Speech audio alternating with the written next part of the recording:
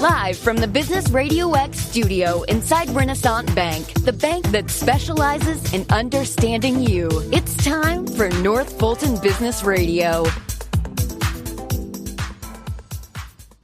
And hello, everyone. Welcome to another edition of North Fulton Business Radio. I'm John Ray, and we're virtual folks, still not back in our usual quarters inside Renaissance Bank on Windward Parkway in Alpharetta, but we're looking forward to being back there someday soon. In the meantime, if you're looking for a better, more personal experience for your business, for your family, Renaissance is a great way to go. I know that personally because of the clients that I work with, and they've been terrific on helping formerly non-bank customers with PPP loans, and a lot of those non-bank customers have become customers, and they've enjoyed that experience. So you might want to try the same. Go to renaissancebank.com, find your local office. They've got 200 around the South ready to serve you, and give them a call, make an appointment, and go see them. Renaissance Bank, understanding you, member FDIC. And now I want to welcome Jonathan Wilson, and Jonathan is a partner with Taylor English Duma. Jonathan, welcome. Morning, John. Great to have you here. Good to talk to you. Yeah. Great to be here. I appreciate the opportunity. Yeah, thank you. So tell us a little bit about you and your firm. How are you serving folks? Sure. Well, I've been at Taylor English Duma now for about 11 years. I've been a lawyer since 1991.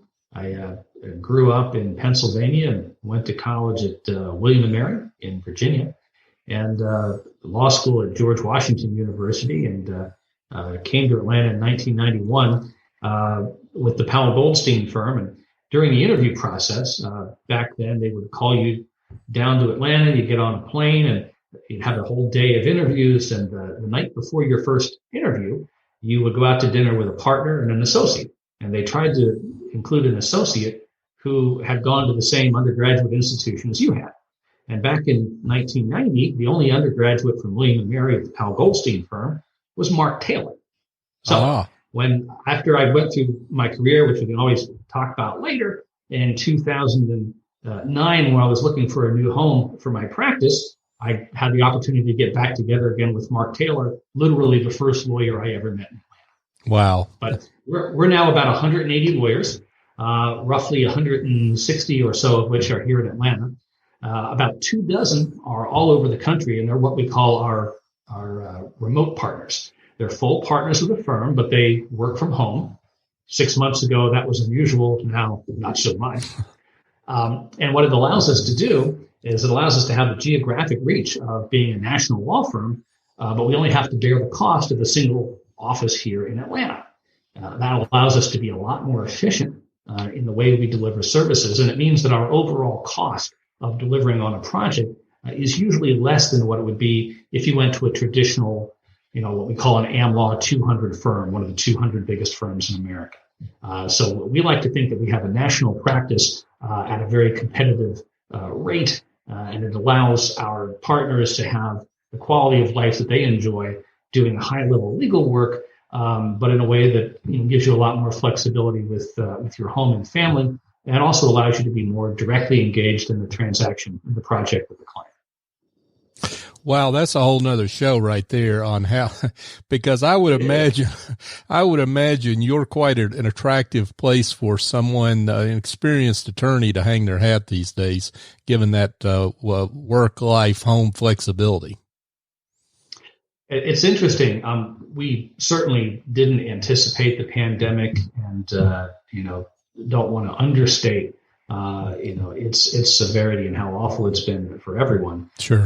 But we had built the remote platform as a way to deliver value in a better and more efficient way to clients. At our firm, no one gets a salary. Everybody takes home a percentage of what they bill and collect. And if I give a piece of client work to my colleague down the hall, in essence, I am paying them out of my bank and billing the client for that work. And I don't get paid until I collect it from the client and then net out what I've had to pay my colleague down the hall. The reason why that matters to the client is it gives me a financial incentive to be efficient. In contrast, the traditional law firm shaped like a pyramid, there's not a whole lot of economic incentives for efficiency other than perhaps your long-term reputation. So we built our firm with a view towards being efficient. And when we decided that we wanted to grow cross-country, one of the first things we said was we can't afford to go open up an office in New York and Washington and Dallas. How are we going to do that? Well, we decided to grow virtually with partners working from their homes. Now, post-pandemic, when everyone is already working from home, a lot of the AmLaw 200 firms are either halting payments to their partners or downsizing partners by category. And so if you're a successful attorney at another firm, you can very often charge your clients less and make more money working off of the Taylor English platform. And I was one of the co-authors of the business plan 5 years ago when we put this together. It actually is tending to draw an awful lot of interest from partners at other law firms who are looking for a better way to manage their practices now that they're working from home. Wow. I would imagine you're probably in a position of saying, take a number, take a seat. We'll get to you as fast as we can, but we'll have to revisit that one. That's a awfully interesting business model, but I want to get to you and your practice and how you work with businesses and business owners. Maybe you can talk a little bit about the kind of business law that you practice. Sure. So, John, most of my practice these days falls into one of two categories. Large strategic transactions with enterprises that involves intellectual property and usually some sort of joint venture. The other category are small and medium-sized businesses, sometimes startups, but often family-owned businesses that are just in that $10 to $50 million range. And they have all the types of problems that any other business has. They need to make sure that they own their intellectual property. They need to onboard their employees in a legal way that's going to give them a clean paper trail when they go to sell the business. They need to capitalize their business. So if they're looking to raise funds from investors or borrow money from a bank, you need to paper that up in the right way. And all those steps of the process are all built towards building a business that's in a position to get sold one day, whether it's getting sold to a strategic buyer, sold to a financial buyer, or even sold back to the employees of the business themselves in the form of an ESOP transaction. In any event, whether you're exiting one way or the other, it's sort of like building a house. You need to start with a firm foundation, and then you do the framing, and then you build the walls. And if you don't pay attention at each step of the process, by the time you're done, there's going to be a crack somewhere. And that crack could cost you a little bit of money, or it could cost you a lot of money, but it's definitely going to cost you money. So my role is to avoid the cracks and to build the building that is your business carefully from the basement all the way to the roof. You get involved, Jonathan, with a lot of different financing options, I guess, that business owners have and family businesses have. Why don't you address some of the more popular options today, and I guess which ones are better suited for different kinds of businesses? That's a gret question, and I literally teach a class on that as a CLE class for lawyers called the mini MBA for attorneys about how to structure financing. The first thing to think about is, do you need debt or do you need equity? If you are building some sort of a capital asset that is going to produce fairly forecastable revenues, debt is usually the best way to go. Think about a widget factory. If you're already in the widget business, you know that you can manufacture the widgets, that you can sell them, that customers want them, and you want to build a bigger factory to make more widgets. That's a debt transaction. You go to a bank, you borrow money, you build your bigger factory. Now you have more revenues, more profits, and those profits go to pay down the debt. Once you've amortized the debt, you've now added equity to your balance sheet, and you're making more profits than you made before. That's a debt transaction. Most startups, they don't yet know if they can manufacture the widget. They haven't made one. They only have a prototype. They're not sure if customers are going to buy the widgets. Part of the reason for the startup is that this widget is different from all previous widgets. Maybe we're disrupting the widget industry, something like that. But the capital is very much at risk. Well, banks don't make loans when capital is at risk. Banks only make loans on sure things. If you need capital to build something that's a never before been attempted widget, that really is an equity transaction. You need to go to potential equity investors, and that's probably where I get a lot more involved, because equity can mean different things for different people, whether you're a corporation or an LLC or a partnership. Helping the business owner understand the different alternatives for raising equity is something I spend a lot of time on in my day-to-day practice. You mentioned family businesses, and you work with a lot of family businesses. I think you mentioned 10 to 50 million, somewhere in that area. How do you look at transition? Because that's something we hear a lot about that transitions, a lot of transitions are coming just because of demographics. And maybe there are a lot of family business owners whose sons and daughters don't want to be in the business. How do you see that, Jonathan? What does that landscape look like for you? Well, it looks like a lot of different things, just like families look very differently. But you very often find that the family business was founded by grandpa or great grandpa, and now there are 2 generations or more family members involved. You might have some who are involved in management, others who are involved in other positions. They want to preserve what they view as the family legacy, and at the same time, the older generations have a need to monetize their capital and take some cash off the table. There are a variety of different ways to solve those sorts of problems. And it almost always involves with some kind of family meeting for people to kind of lay their cards on the table and have a clear understanding of what everyone's needs are. The older generation needs to take cash off the table. The younger generation needs to preserve the business to keep their jobs. There are others who have a long-term capital appreciation goal. And step one is really to understand the perspectives of everyone involved. Depending on how those perspectives line up or don't, you might look at selling the business.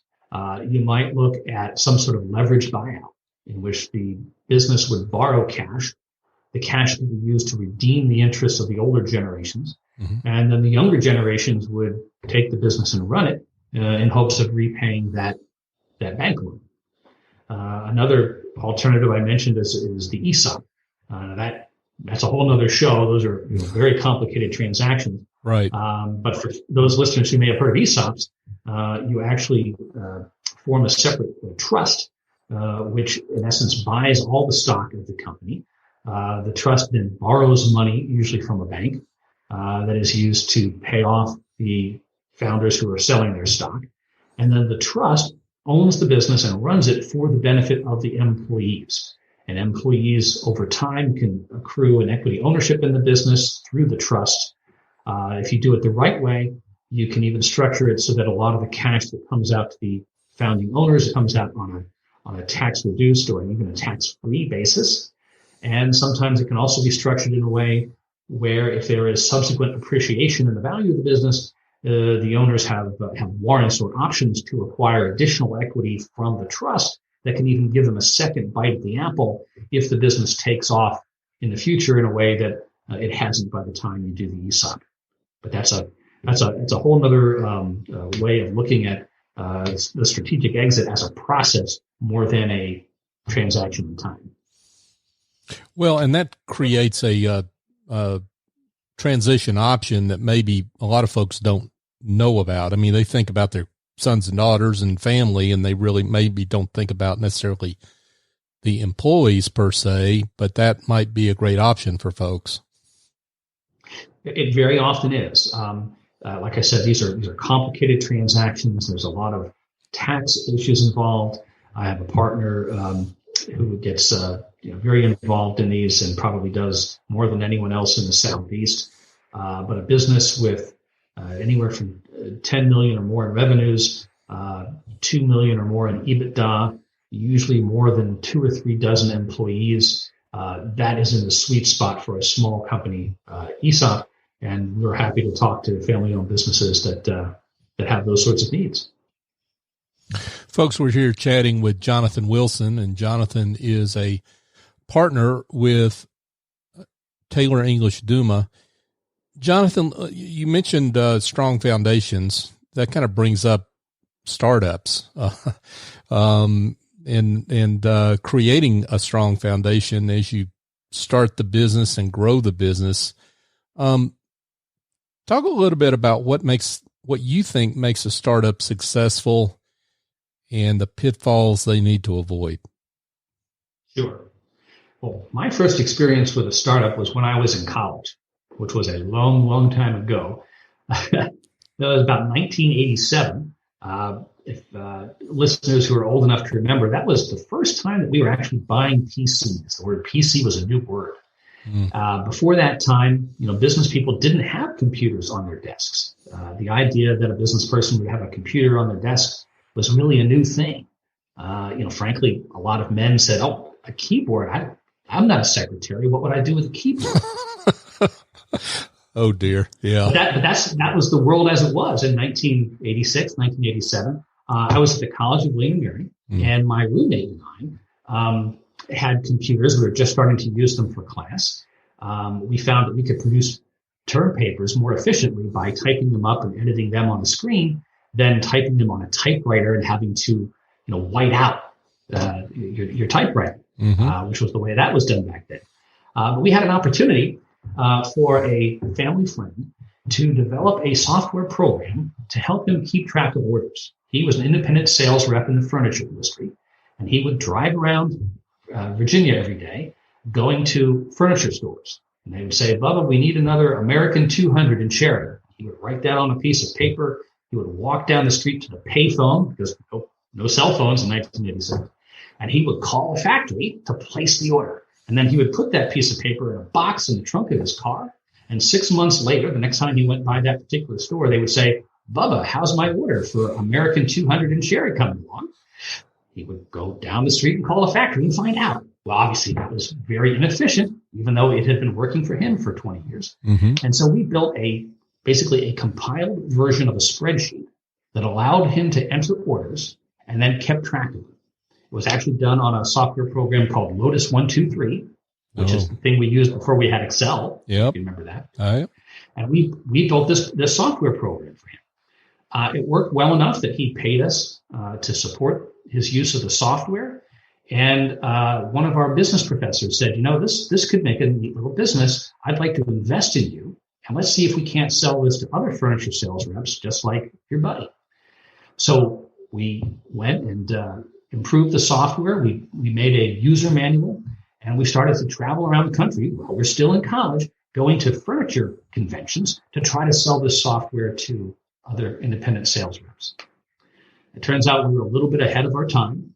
None of the sales reps wanted to buy the software unless we could also sell them a computer, because none of them had computers. And every single one of them had to be trained on how to use the computer. And we just couldn't find a way to make that economical. So my roommate and I decided to go to law school, and we took that experience with us. But the moral of that story is there are lots of market opportunities out there. Not all of them make a great business. And from a very early age, I figured out that all the work that we had to do with that company, creating the software, creating a user manual, negotiating with our investor, business professor who gave us the money. We had assignments of intellectual property rights from us as founders. We got a little stipend, and we had an employment agreement. All of that paperwork had to get done just so that we could spend 18 months to figure out that nobody really wanted to buy our widget. It was a good widget, and it worked well for the one guy who wanted it, but we didn't have a market opportunity yet because the widget buying market, those independent sales reps, didn't have computers to run our software. So one of the things that I would tell a startup entrepreneur, just because you have a great product, you don't know that you're going to have a great start. You need to think through the business development process. Am I really going to be able to sell something that consumers want? And if consumers want it, are they really going to be in a position to buy it? Do they have the computers that they need to run the software that's so great? too often, entrepreneurs think that they have a great idea, and that means that they're going to have a great startup. But great startups can't succeed unless they think through the business process from beginning to end. And often that involves spending a little bit of money on people who have done this a few times before. Good words from Jonathan Wilson, and he is a partner with Taylor English Duma.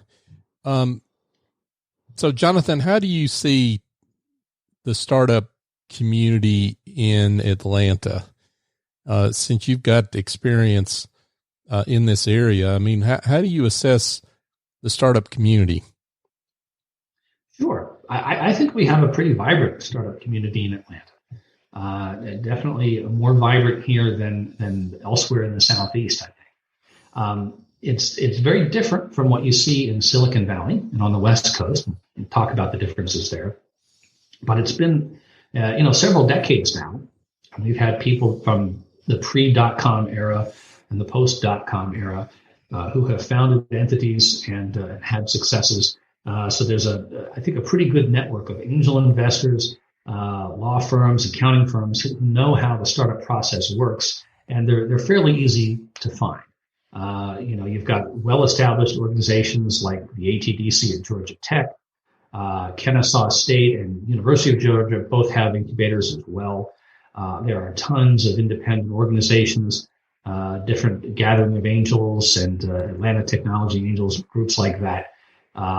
So if you're an entrepreneur in Atlanta, you've got a pretty rich reservoir of referral sources and people who are willing to brainstorm with you as you get started. So let's get to that magic point where you think you're ready to sell your company. Maybe you can address a couple of different aspects of this topic. One is just what that environment looks like right now. Because it's obviously things have changed in the last few months since the pandemic came along. And also just in general, what you should expect from the process and how you as an attorney help in that process. Sure. So from my point of view, the M&A market has not changed that much in the last 6 months, believe it or not.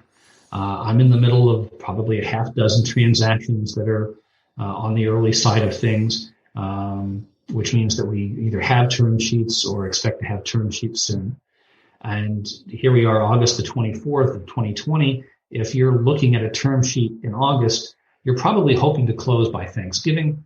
And that's still a reasonable likelihood. If things go longer, now you're looking to close before the end of the year. So we're setting up our fourth quarter deal cycle right now.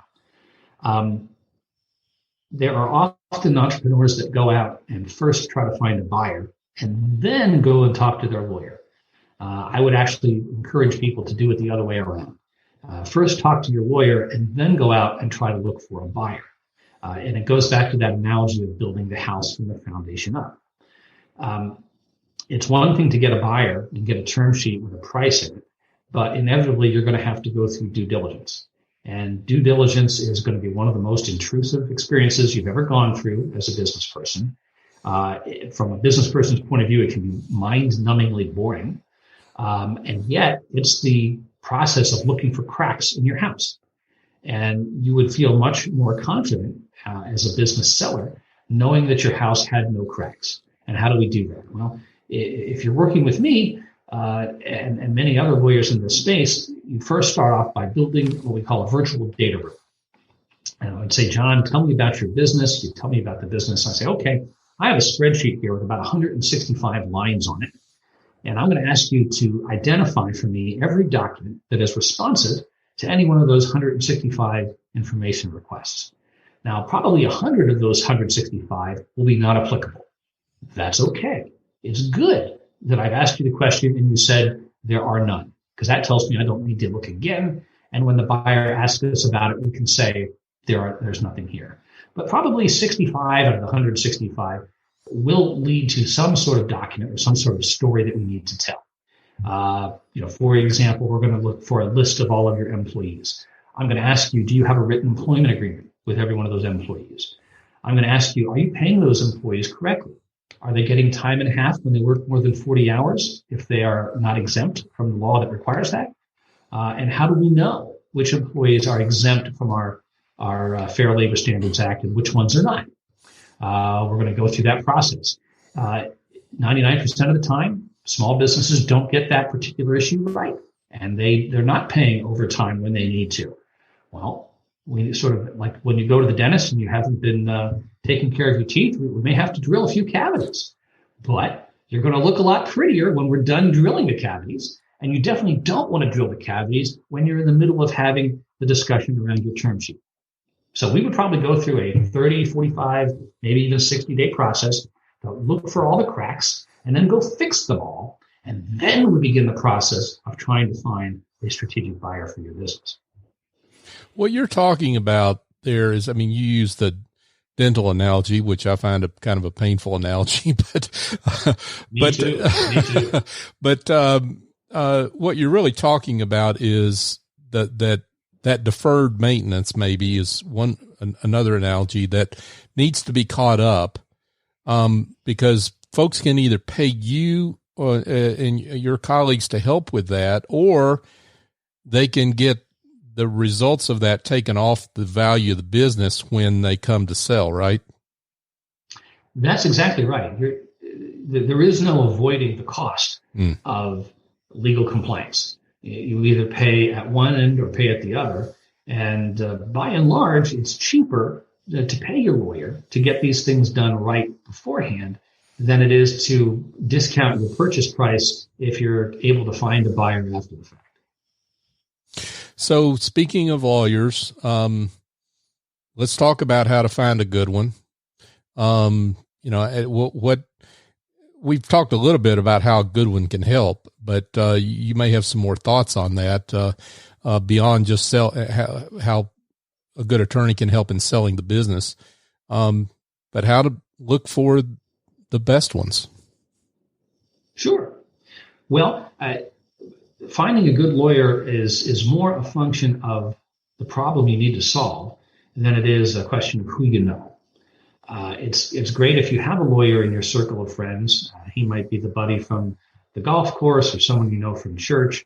And by all means, talk to those close friends about who they know and who they recommend. But if you're looking for a lawyer for your business, you probably want to interview three or four lawyers who have experience with businesses of your kind, businesses of your type, and get a sense of how they interact with you. Because the lawyer that you know from church who does divorces might be a great friend, he might be a good family lawyer, but he probably hasn't done a lot of business work before. And you really want to buy, like a tool for a job, you want to buy the right lawyer for the right project. Some of the things that you might want to ask. Does the lawyer that you're interviewing, will he or she be actively involved in talking to the client? Or is he or she a rainmaker that is going to get you signed up as a client and then hand you off to some junior lawyer down the hall? Now, there's nothing wrong with junior lawyers being involved. Very often, that's the least expensive way to solve a problem by getting younger folks involved at different hourly rates. But you don't want to be in a position when you're the client of just getting handed off to someone else. You've really lost the opportunity to learn from the wisdom that is hopefully what you're hiring for when you interview lawyers to begin with. So I would encourage folks to keep an open mind and invest the time to get to know a few different alternatives before they make a decision. Yeah, and you mentioned something there, Jonathan, that it seems to me is important for folks, is that you're not just hiring an attorney for technical knowledge, but the experiences of, you're really hiring some of the experiences of that attorney, right? That has had years seeing what others have done, both right and wrong, that maybe you can learn from. Absolutely. I like to think that, I've gotten kicked in the teeth enough times by life to sort of know where the monsters are lurking. And very often, that's what you're paying me for. I didn't build your business. You're the subject matter expert in whatever your business is. I'm going to learn from you. But I have been down this path of trying to sell business, building them up, perfecting them, growing them, selling them. So I know in which weeds the monsters are lurking, and hopefully I can help to guide you away from them if we're working together. So I want to give you a chance to puff your chest out a little bit and brag. Okay. That's what this show's for. And we have no shame about that. I would love it if you would share maybe a success story or two that you're particularly proud of in terms of clients that you've worked with. And you don't have to necessarily mention by name unless that's appropriate. Sure. Well, let me give you two examples if I could. Sure. One big client and one little client. The big client was called Designer Shoe Warehouse. Big company. They did a strategic transaction that they announced about 7 or 8 months ago with Jennifer Lopez, big celebrity. Our law firm got hired to represent Designer Shoe Warehouse in that negotiation, which lasted almost a year. I'm not allowed to talk about the terms of it, but as you can imagine, when you're dealing with people at that level, they have big law firms and big consulting firms involved. And it was a complicated joint venture that allowed Jennifer Lopez to be involved in designing shoes that have her name on them. You can go to the Designer Shoe Warehouse website today and buy shoes that have her name on them. And we were part of structuring that transaction. That was a successful effort because it was so large and complicated. It involved all different types of compensation, including both cash and equity. So that was a lot of fun. People looking to do large strategic transactions like that can find teams at Taylor English that are able to help. On the small side of things, I won't name this particular client, but there was a software company here in Atlanta, had a very unusual line of business.